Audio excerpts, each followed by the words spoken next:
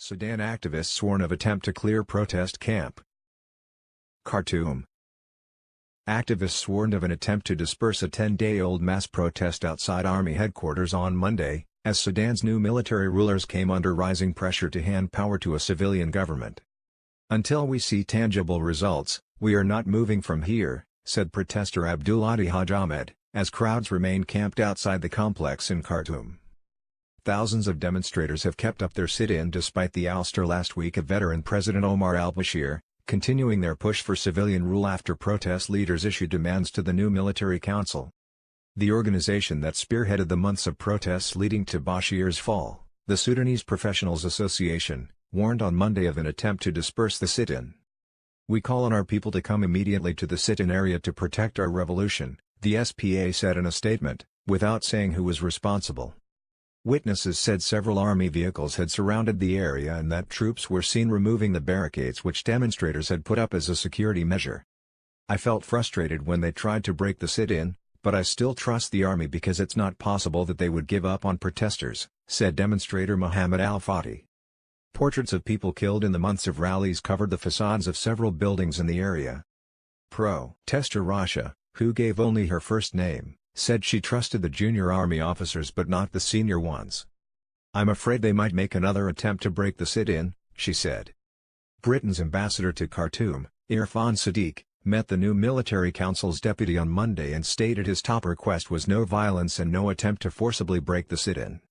In the meeting with Mohammed Hamdan Daglo, widely known as Himyadti, Sadiq wrote on Twitter that he also backed the SPA's call for a civilian administration. Himyadti is a field commander for the Rapid Support Forces (RSF) counterinsurgency unit, which rights groups have accused of abuses in the war-torn Darfur region.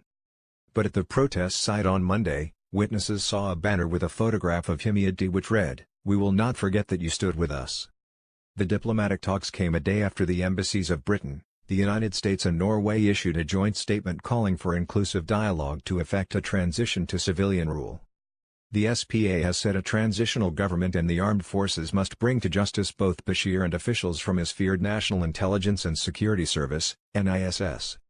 The military council on Sunday met with political parties and urged them to agree on an independent figure to be prime minister, an AFP correspondent at the meeting said. "We want to set up a civilian state based on freedom, justice and democracy," a council member, Lieutenant General Yasser Al-Atta, told members of several political parties. A 10-member delegation representing the protesters delivered a list of demands during talks with the council late on Saturday, according to a statement by the Alliance for Freedom and Change umbrella group. But in a news conference, the council's spokesman did not respond to the protesters' latest demands. He did however announce the appointment of a new NIS head after the intelligence agency's chief Salih Ghosh resigned on Saturday. The Foreign Ministry said Military Council head General Abdel Fattah al-Burhan was committed to having a complete civilian government and urged other nations to back the council in order to achieve the Sudanese goal of democratic transition. In the latest shakeup, Burhan on Monday named Lieutenant General Hashim Abdel Muttalib as the Army's Chief of Staff.